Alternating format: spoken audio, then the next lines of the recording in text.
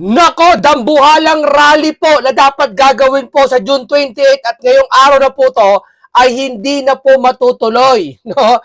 Baka siya sabi nila, bakit ganun? Akala ko ba fake news ka? Fake news ka, munting ka naman, hindi tayo fake news. Di ba? Meron po kagabi pa lang po, ha?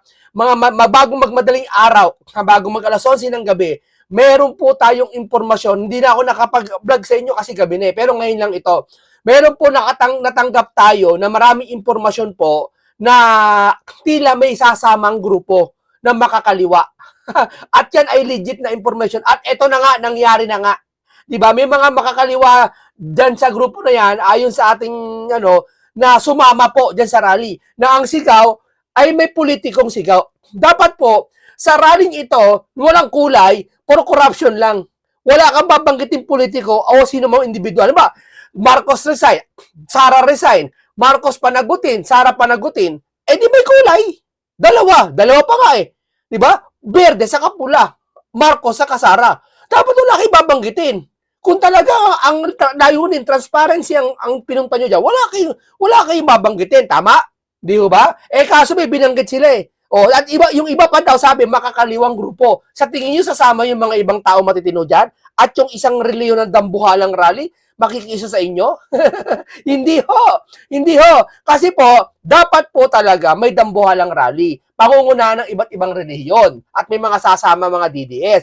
Kaso, may mga kasampol nito. Basahin nyo. Grupong bayan, nagsabing hindi welcome ang mga rabid pro-Duterte. Sipin mo yun. Bakit? Yung mga pro-Duterte ba, hindi mamamayan, hindi ba taxpayer? Baka mas taxpayer pa sa inyo yan ba't di sasama sa Blue Ribbon March? You are not welcome here. Biruin mo? Ay, ibig sabihin may kulay. Tama? Kasi pag sinabi walang kulay, palagay natin, mga DDS may kulay, Berde, Sara. So, ibig sabihin, kung sila ay welcome, walang kulay. Pero kung di sila welcome, may kulay yung yung rally nyo. Di ba? Kaya hindi sumama yung mga iba't ibang grupo, lalo na yung malaking sasama dyan, na aabutin dapat ng 1 milyon. Kala nyo, nagbibiro, no? Pero totoo yun. Na kung buti na lang may impormasyon tayo kagabi na sa nasagap na hindi tuloy. Yung pala, abi ko ba't di natuloy? Yung pala, mayroon din tayong impormasyon na chismis. Palagi natin chismis kasi para hindi tayo mapahamak. Chismis lang yun. Pero sabi sa impormasyon, na chismis, totoong chismis yun. Huwag nyo paniwalaan, sige, okay lang. Meron daw makakaliwang grupo na sasama at may iba manggugulo. At sabi, mga trolls daw ni Bongit.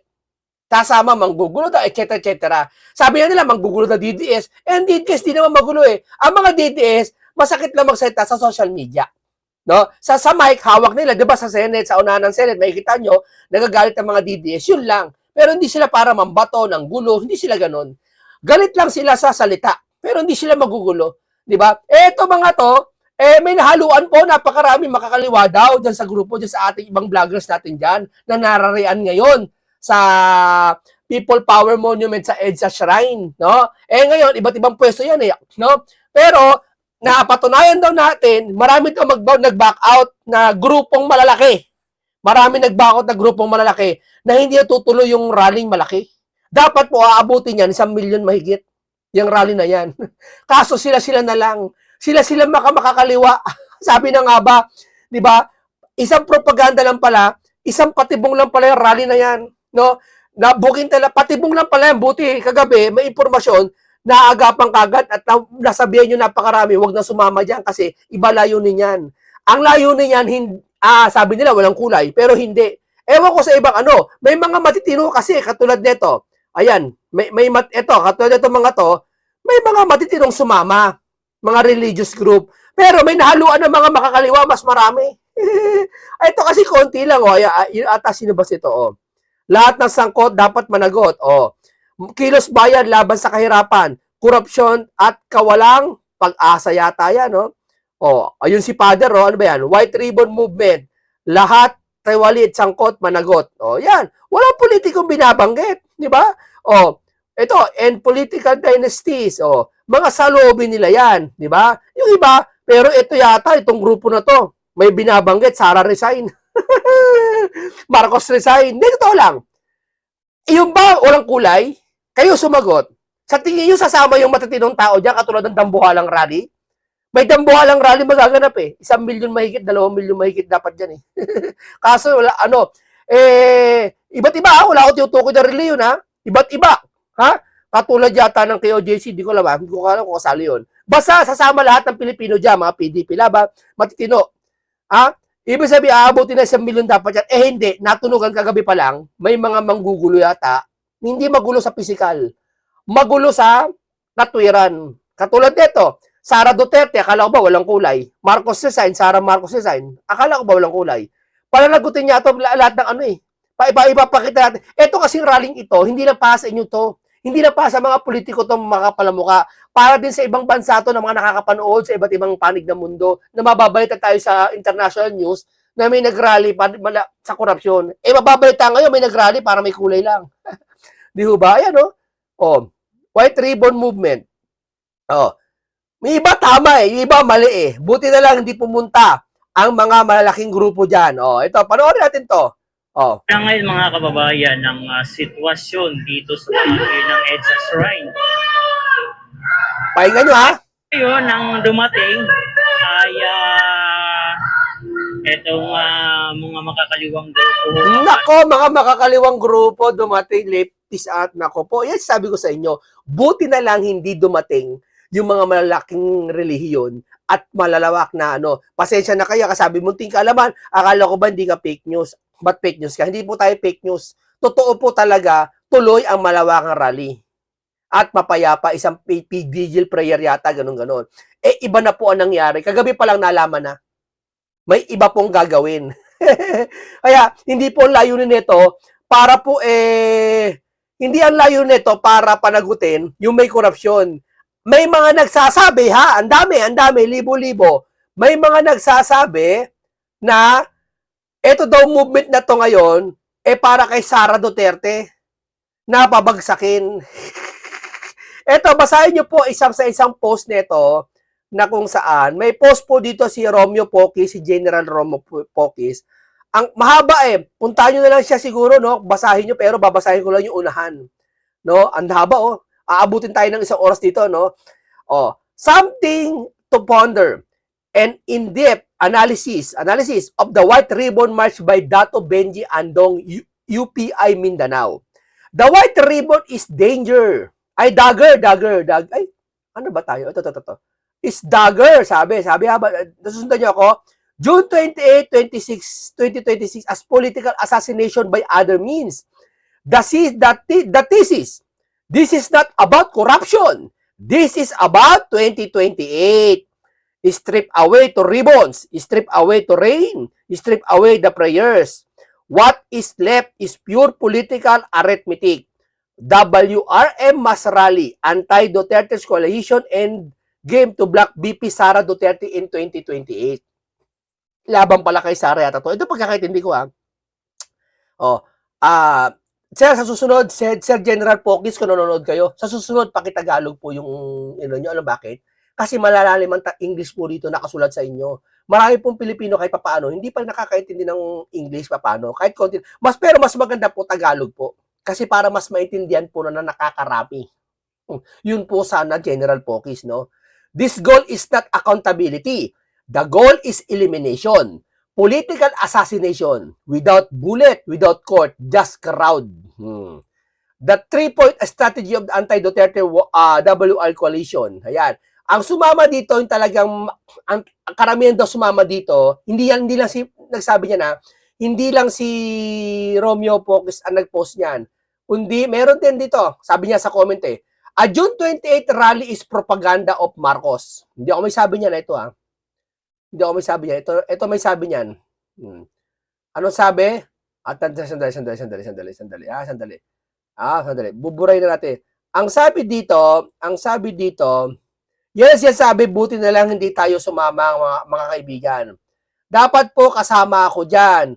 Pero po, kagabi pa lang po, nakutuban na po namin na may kakaibang nangyayari at may mga sasama na makakaliwa. Ayun na nga, natupad na nga ang hula. Sabi dito ng isang, marami nagko-comment isa tono. Ang sabi, a June 28 rally is propaganda of Marcos trolls and admin. Our group are not joining them. Di ba? Oh. Ang dami po nagko-comment, basahin niyo lang dyan kay Romeo Pokis, no? Magugulantang kayo, magugulat kayo sa mga talaga nalaman. White ribbon is not a for peace, but rather for whitewash. Just my analysis, sabi. Kaya umpisa pa lang wala akong tiwala sa white ribbon na yan, eh. Dahil may mga nag-organize pa lang mga kain-suka, pulahan, oh. Pulahan, oh. Oh, yan na. I cannot put down a good leader like BP Sara. Mm-hmm. Oh, yan na po. A dirty political play. We can easily the plan coming from the playbook of CPP. Alam niyo na 'yon. Ano ibig sabihin noon? Oh, di ba? Ayan, sasabi ko sa inyo mga kababayan. Kaya hindi dumalo. Fake news ka, munting ka naman. Ang dami kasi nagko-comment sa akin. Ang dami nagbe-message sa akin. Asa na yung rally malaki? Bakit nilalagaw ang rally ngayon? Eh, paano? Paano tayo tutuloy dyan? Ako nga, ang inyong lingkod di tumuloy eh. Kasi alas 11 pa ng gabi, nalaman ko na. Nalaman na namin. May grupo, may magsasagawa ng sisigaw ng Sara resign, may sisigaw na panagutin Marcos Sara. Eh, may kulay. Kasi inaasahan, walang kulay. Eh, hindi eh. O, hindi na. Bali, wala na. Eh, gulo lang. Gulo ang mangyayari. O, di ba? Pag yan kasi yan, konti lang yan, mga wala pa 1,000 yung mga nag-rally dyan. Wala pa nga 200 yung mga yan eh. Di ba? Madami dyan, vlogger eh. Di ba?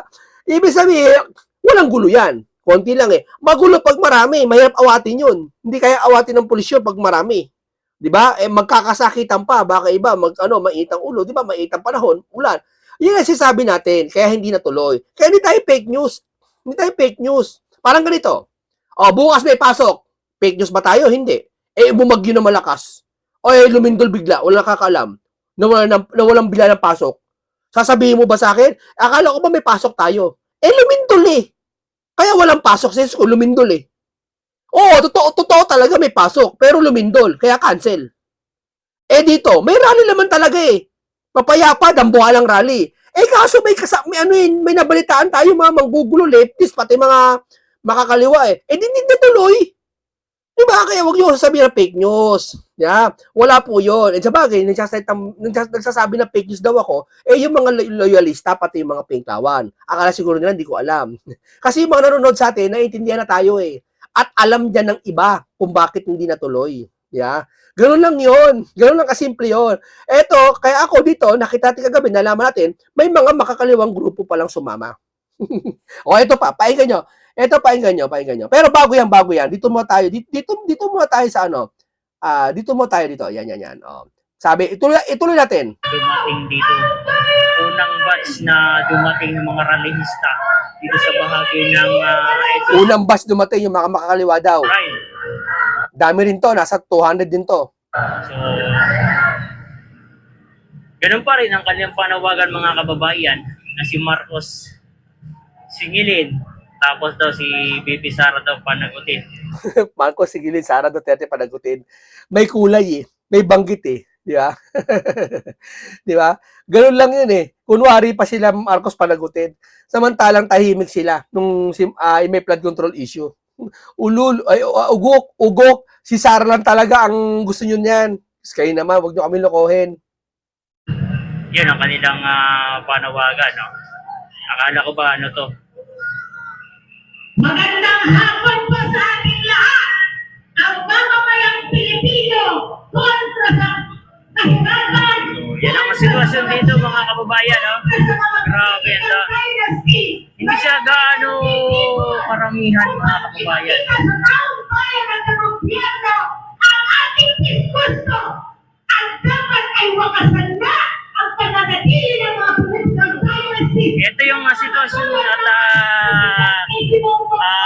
sitwasyon dito sa bahagi ng Exos Ride mga kababayan. No? Tamo, isasama mo ba dito yung mga matatinong magrarally? Yung mga dambuhalang magrarally, isasama mo ba dito? Ako, isasama mo ba ako dito sa mga to? Hindi na. Yeah? Hindi plastika ng habol mo dito. Di ba? Ito katotohanan sa kanila. Di ba? Katotohanan to sa kanila. Na ito lumilitaw na. So, iba't ibang mga grupo, no? Sandali. ngayon, lahat ng kasali, mula sa sanlakas, mula sa maglulay ng mga Sandali. Yan. bawang Pilipino, So, may bukod dito, merong mga grupo nandun din sa kabila kabayan, no? mula sa pera, mula sa Hindi natin alam kung madadagdagan pa ho ito. nation, ang oryang na lumalaban, mga kababaihan. Di ba? Yan sabi ko sa inyo mga kababayan. Ito pa, ayan Sara resign, White Ribbon Rally, naging dilaw. Poste to ha. Ito ba, sasama kayo? Kayo naman, niloloko nyo naman kami. Akala namin, kaya nga sasama Dambuhalang Rally kasi kaisahan, yung pala hindi.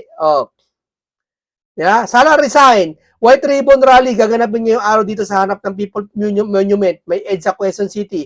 Ang daming dilawan, taga-suporta ng kailang supporters ng mga Aquino. Di ba? Ayan, dami yan daw yung mga makakaliwa sabi. Ito pa. Ito yung mga iba talagang religious to. Pero hindi natin alam, di ba sigurado yan, ito sitwasyon yun, Kaya pala nilangaw, walang pumunta halos. Kasi hindi nila naramdaman impormasyon na may mag-rally talaga na makakaliwa. Baka ano pa gawin? Di ba? Buti na lang hindi ako pumunta at hindi sumama yung mga malalaking rally. Talagang seryosong rally. Rally para sa bayan. Hindi rally para sa sarili nila. Sa nakita, Sara resign. Walang kulay pero Sara resign. Walang Marcos. Iba naman Marcos saka Sara resign. May kulay pa rin. Diba? Buti na lang hindi kami sumama. No? Totoo talaga ang balita na may makakaliwak. Buti na lang cancel. No? Si Sara Duterte sa Kongreso, ngunit ano ang naging tugon ng Senado? Magandang araw. Sara Duterte. Ulit natin. Si Sara Duterte sa Kongreso, Tingnan mo. At tingnan mo, sasama. Alam mo yung rally na yan, wala pa 300 yan. Pag sama-samahin mo, wala pa 500 yung mga yan. Yung sasamang Dambuhalang Rally, 2 milyon dapat. Kaso hindi sasali. Pati iba pang mga grupo, mga Lamig Defensor yata, mga BBM, mga Cleto Pasio, grupo nila Robin, grupo nila hindi na sumama niya kasi hindi ko na sigurado kung sasama pa diyan. Ewan kung kaya ng bitukan nila Lamig Defensor yan. Ewan ko kung kaya nila Topacio yan na makakahalubilo sa mga dilawan o sa mga sinasabing alleged trolls daw ng admin. Napakawala dyan ni propaganda doon ni Bonget, no? Di natin alam. No. ngunit ano ang naging tugon ng Senado? Magandang araw mga kapartner. Nandito tayo sa kahabaan ng EDSA. Mula yan sa EDSA Shrine. Patungo sila doon sa may Bahagi ng Corinthians. At nangunguna ngayon ang grupong Bagong Alyansang Mga Bayan para sa kanilang suporta sa pagpapanagot. At ay nagkudeta ang mga manpulitis. Alam mo sino katapat ng mga to? Sa lahat ng ralistang makakaliwa? Si Kuya Park lang. Hindi nila kaya bungangan ni Kuya Park, maniwala kayo. Talagang may amplifier talaga bungangan ni Kuya Park eh. Hindi nila kaya. Sa ratrat yun. Ratrat yun. Kumpara sa mga to, matagal nag-rally, wala. Bulok kayo kay Kuya Park. Para hatagan ang pag-iibig. Kitang-kita dito na walang ibang interes ang mga nakaupo sa Senado. Tamo Senado na ang banggit.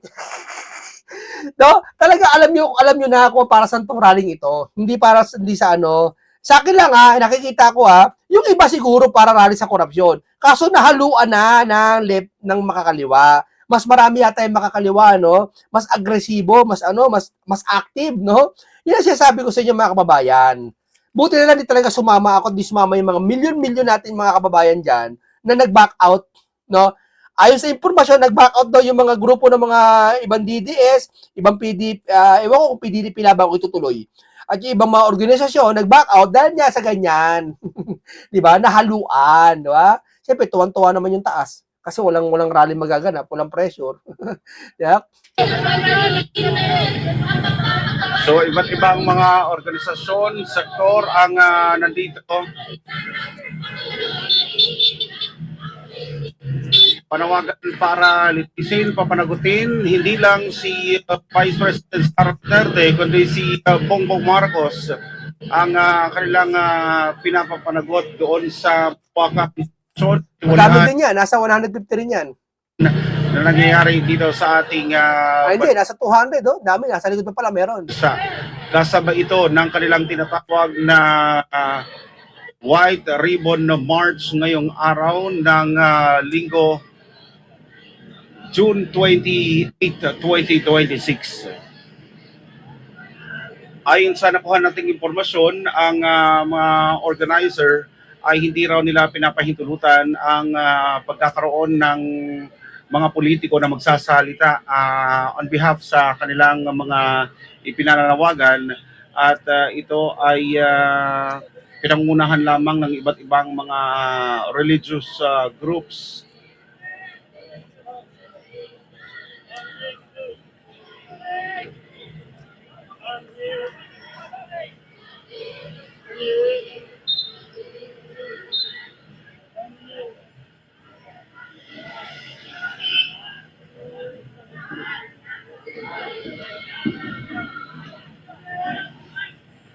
Dami, oh.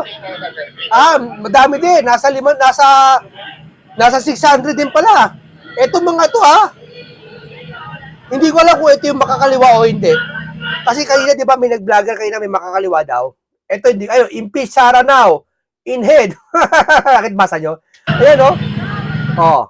Isa Duterte, panagutin, Marcos, singilin. Oh, may kulay. May kulay. May kulay, wala. Meron. Dapat, yung investigasyon ng iprosyo nyo na panagutin ang korupsyon, mag-imbestiga kayo, yan. Pero yung mapapagay kayo ng politiko, may kulay. Tama?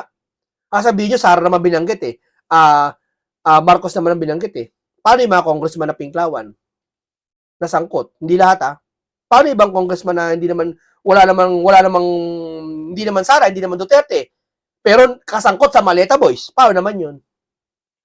Yeah? Ibig sabihin, hindi kasali yun? Hindi transparency. May kulay. Sara sa Marcos lang. Tama? Di ba? Madami din. Maabot din na siguro mga 1,000 to.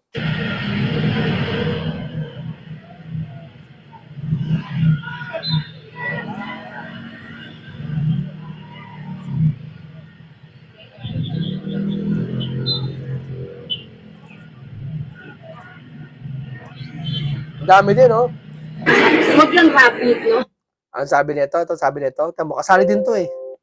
Gaya na sinabi natin, mga rapid supporter ng mga Duterte. Pero Bawal daw mga, or rabids. open naman ito doon sa talagang naniniwala. Paano ka nalang, may mga vlogger nagsasabi, huwag ang didis papasukin kasi magugulo yan. Paano yung nasabi, na-predict nyo na? Di ba? Bumabate naman siya sa nakaraan. Di ba? Na sama-sama tayo ng taong bayan, mga Pilipino, na ipaglaban o makipaglaban tayo sa korupsyon. So it's high time na mag-iisang taon na rin, yung sinabi ni Pangulong Marcos, no, na ang sinabi niya, mahiya naman kayo, no? Pero wala pa rin nananagot eh. Ilan pa lang yung mga nananagot. Maya naman kayo, wala managot. Bakit di mo sawayin yung mga senador na mag-iimbestiga, sila Pinky? Ba't di mo sawayin? Kung talagang concern ka ngayon sa yung sinasabi mo, concern ka, ba't di mo sawayin yung mga nag-iimbestiga? Bakit sinasabi mo, maya naman kayo, basta ka na magsabi na maya naman kayo, sawayin mo yung mga dapat mag-imbestiga na hindi nag-iimbestiga. Ba't ayaw mo? Sige nga. Kunwari ka lang, o ayaw mo talaga magkaroon ng investigasyon. Kasi kung gusto mo magkaroon ng investigasyon, ang sasawayin mo yung mismo magpa-iimbestiga na yung Blue Ribbon.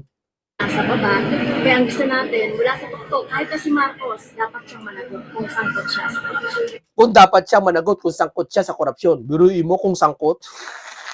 Talaga magagaanan ko ang salita pag si presidente na. Pag si Sara, walang yain ko. Ganun ba? Tingnan de Guzman po, mobile journalist ng News 5. Ayan, isinagawa na po nitong White Ribbon March. Iisat, alam nyo na kapag iisa tono alam nyo na kung ano yun Awisan lumalaban, panagutin! Yung mga iisa tono, alam nyo na kung sino yung nagrarally. No? Pinalitan lang yung mga plaka eh. Di ba? Alam nyo na kung sino eh. Alam nyo na kung sino eh. Ito ba dapat mga samahan dapat? Yung tono nila alam na eh. Di ba? Pag yung grupo kasi nakikita mo, makikita mo yung tono eh. Di ba? Pag yung kanta ng halimbawa, pag kanta ng Orange and Lemon, Idol ko yung mga Orange and Lemon, alam niyo, di ba? Yung kumanta ng Pinoy, Pinoy ako, di ba? Yung kumanta ng gano'n. Iisa, di ba, minsan may mga magkakahawig silang tono, ang ganda sa tenga. Di ba, yung David Pomeranz, yung kinakanta niya, di ba, parang yung mga tono niya, magkakahawig pero magkakaiba ng sa pa rin pakinggan. Etong mga ralista, nag-iba man sila ng placard, nag-iba man sila ng kulay, pero iisa tono nila eh. Sila pa rin yun eh. Di ba? Ko din! Si Sarah Rizal! Di ba? Alam na eh, kahit magbalat kayo, sa tono, malalaman. Nahahayag kayo, sabi niya na matatanda. Nahuhuli sa bibig ang isda. Sila hindi. Nahuhuli sa tono. Dapat kasi iba yung tono nyo. Dapat panagutin ang mga sangkot. Dapat ganon. Sila hindi. Panagutin ang mga sangkot. Di ba? Alam nyo na kung ano yun. Ayaw kong banggitin kung ano yun. Pero alam nyo na kung anong party list yun. Alam nyo na. Tapos pagkatapos ng misa at pinangunahan po itong marcha ng ating religious groups. Kasama po dyan si Bishop Kidapawan, Bishop Bagaporo, no? At una po nilang isisigaw na lahat ng sangkot ay kailangang managot.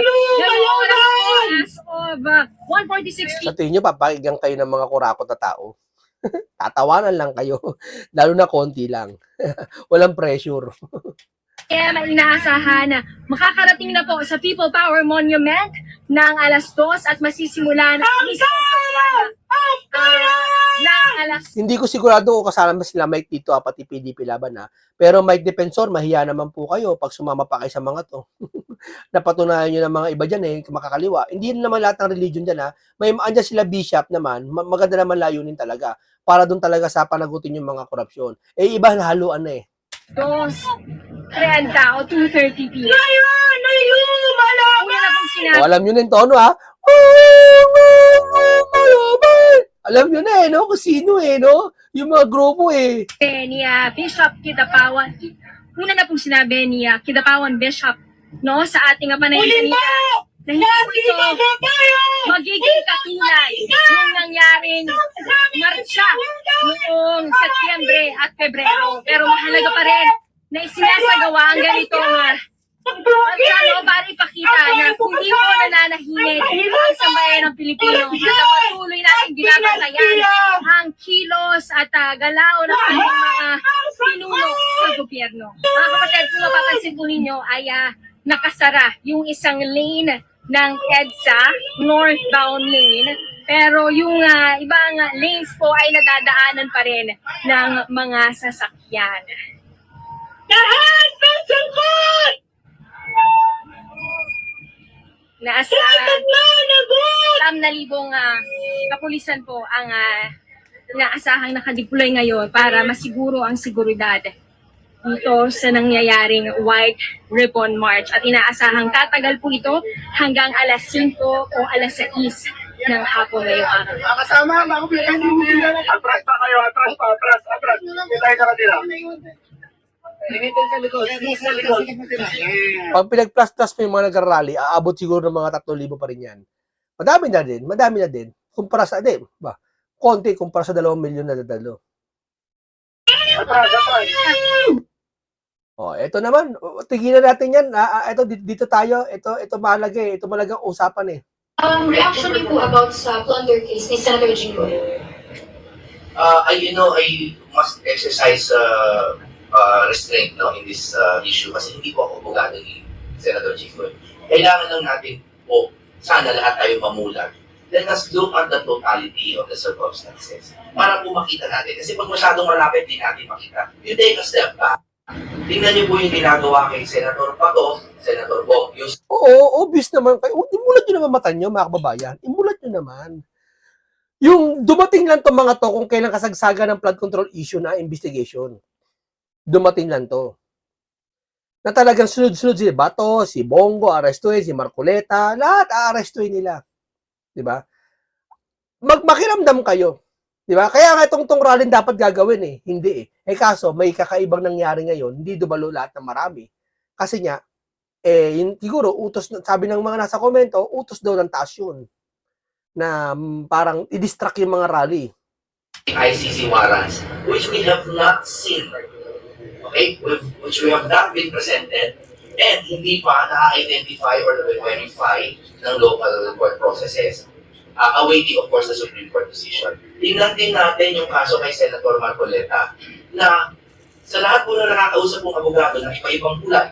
Ibang kulay na yan, nagtataka sila kung paano naging blunder ang isang campaign donation. Alam niyo po, by any Paano naging plunder ang isang campaign donation na galing sa pribado? Okay lang kung galing kay mayor, galing sa isang congressman. Eto, ex-congressman to, si Mike Defensor eh. Di ba? Paano mo sasabihin na plunder galing sa ama ako? Nagbigay ako ng pera sa'yo, politiko ka. Negosyante ako. Paano mo ipa-plunder yon? Paliwanag mo nga sa akin. stretch of legal gymnastics, hindi ko po talaga ma-imagine. No? The only reason I can think of that makes sense is it is a pride purge. Ito ay ang pagpasok ng mga tao sa parliament para hindi sila makapasok. It is the prevention of senators para hindi na magampanan ng kanilang tungkulin.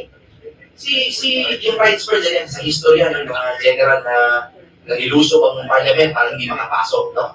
Ang sinasabi ko, last sentence, pasensya na, tumaba. Si Senator Marcoleta, gino-plunder para maging unbreakable. I think that's clear. Yung kay Senator Jinggoy, na matagal na natutulog, binuhay. Oh, So, si Senator Bongo, meron pong ICC na warrant na hindi pa namin nakikita. So, all of this combined, no? By the way, I do not know the details of, nakita ko na action ni Mang Maki. Hindi ko po alam ang details na ano kay Senator Jinggoy, which is why I know how to talk about it. All I've heard are rumors kasi I'm not obligated to learn the details of his case. Ang sinasabi ko lang po, look at the totality, parang gusto nilang bawasan ang mayorya. Yung nabanggit nila na naka-assign yung mga lawyers, yung fear of warrantless searches is not an idle apprehension. No? Complete na po yan. May nagreklamo na po publicly. Former Colonel Kamanman, former Colonel pa, may dumating daw na 20 or so heavily armed NBI agents sa bahay niya at sinasabi, isi-search daw dahil kaibigan siya ni Senator De La Rosa. So sabi niya, may warrant pa kayo, sinabi, hindi na kailangan at si-search yung bahay niya. Siyempre, kahit pa former colonel ka, 20 heavily armed men, will you resist? It's a very real threat na yung bendalo ni then Secretary Oling Remulla na inatigan ni Senator Erwin Tulfo na you have to bend the law, ginagawa na po. And they are bending the law so hard that they are now breaking the law. Ano nangyari sa Section 2, Article 3? The right of the people to be secure in their persons, places, houses, and effects shall be violated. yan. Totoo yan. All and no search warrant or warrant of arrest shall issue except upon probable cause to be determined by a judge personally upon examination of the complainant and such witnesses as he may produce. Ano nangyayari? So I'm urging, well, mga PNP po ni ngunit, I'm urging these people and I'm willing to help them pro bono. Ireklamo po natin, we should not tolerate the whittling away of our basic rights. Otherwise, one day, pakonti ng pakonti, Philippine authoritarianism, pakonti ng pakonti, we will wake up one day without any rights. Sabi nga, eternal vigilance is the price of freedom. We should be vigilant. Wala, corner sila, alam mo, wala silang kakampi na, mga vlogger lang, nagpupumilit na itinataas yung, ng itaas ng admin. No? Pero kita-kita naman po, obvious naman po talaga, na ayaw nila matuklasan ng talagang isang bagay lang, flood control issue.